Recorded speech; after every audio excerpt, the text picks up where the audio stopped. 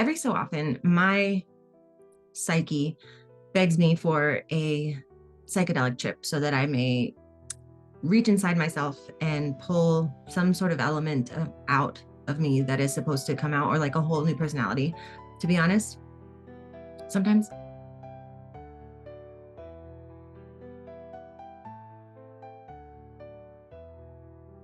And I did this between Christmas and New Year's. And I didn't trip by myself originally, but I did have some time by myself, like after a little while. It was so amazing. Okay, so you've had like visions of yourself, right? Of the future. I never used to have my visions of myself. When I was younger, I didn't ever picture myself as a teenager or as an adult. And then as I got older, I still never really pictured myself making it past 30. I never pictured myself with kids, and like now I have a kid. I don't know, it's just weird for me, I guess. But this vision that I had, I was kind of meditating, I guess, in this spot. I was on LSD and I had this vision of myself. And it wasn't really like, it didn't look like me, but it was some essence of me a little bit. And like she had my face and she knew all the people I know and like was like close with all the people I know, like my family and stuff. So I'm assuming that it was me. But I knew somehow like innately that it was a future me. And this girl was so unapologetically herself. She was so beautiful. She left like essence with everyone. Like, you know how you can see people's auric field, if you can see their auric field, like some people can't, but you kind of like, it kind of shapes around them, or like even like an energy, like dome people picture. Hers was just like so flowy and just like wispy, like everywhere she went, like it was like a cartoon. Like, you know how cartoons, like they like float around and then they're just like have their essence just like wisps. I don't know how else to describe that. So anyway, she was going around to everybody that I know and just like blessing their lives, just leaving them with some happiness, a warmth, and not doing anything, but she was just being herself. She was like, she would go and paint a little bit and then she'd, meet up with somebody else and then they would leave smiling. And then she would go and draw and then she would go and make some jewelry or something, like she was just doing everything that she wanted to do and being so happy and content with that and just the happiest person. And I felt like I don't think I've ever consistently been that happy, and I can't wait for that. But like for the first time ever, like usually thoughts like that would similar to that, I guess, would make me kind of sad and make me feel like, damn, like I'm not there yet and that sucks. And I'd feel like down because I'd be like, oh man, like I'm not even close to that right now. But honestly, like this is the first time in my life that I feel okay with not being there yet, because I know that I'm on my way finally.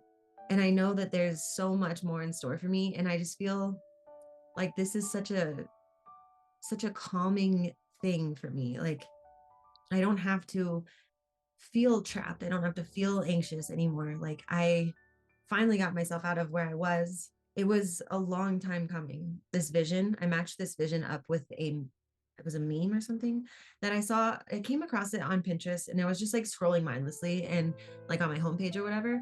And this quote came up about self-love and I didn't click on it, but I read it and then just kept going. And then after a while, I was like, oh, wait, damn, that was actually really good. And then I couldn't find it again, like to try to bring it back to the video and like tell you exactly what it said. Because I even typed in the first few words verbatim in Google and in Pinterest again, and I could not find it. So I think that this was like a gift for me from my angels. So I invite you to think like this. Whenever you are thinking of like, or people tell you to love yourself or fall in love with yourself first, or girl, you need to go love yourself, whatever, we think of things like drawing ourselves a bath or going to dinner by ourselves and just enjoying our own company, which is a good thing. We should absolutely do that, or getting our nails done, or those are girly things, but you know what I'm saying. These are things that other people can do for us. When someone's falling in love with us, they're taking us to dinner, they're taking us to the movies, they're helping get our nails done, or whatever they're doing while they're falling in love with you. This is looking at it from a third person, like from their perspective. So if you're looking at your self-love from their perspective, as in loving yourself, loving how you act, loving what you look like, not even just physically, but how you come off to others, is so detached from our self, from our being. if you're always looking at yourself from the third person perspective, you're always going to be nitpicking yourself. You're always going to be trying to fix and critique yourself in little ways in order to adhere to this image that you want to portray to people. And that's not really getting it. That's not really the essence of like self-love.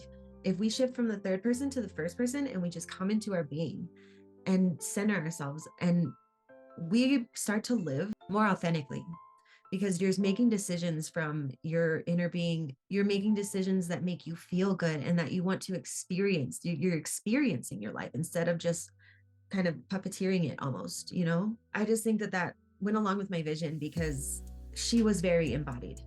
The version of me was very here and very content here. And I feel like for the first time, I'm starting to like actually emanate that and know that and just be comfortable and just dig my heels into the ground and just like be okay. And it's been a long time that I have not been okay. And so I just invite you to think like that, possibly if you are struggling with your self-worth or self-love or whatever, maybe think of it in a different way. Maybe look at yourself from the first person instead of the third. And so, yeah, I just wanted to share that with you and tell you to have a wonderful day and week and month and stay happy. Yeah. Till next time.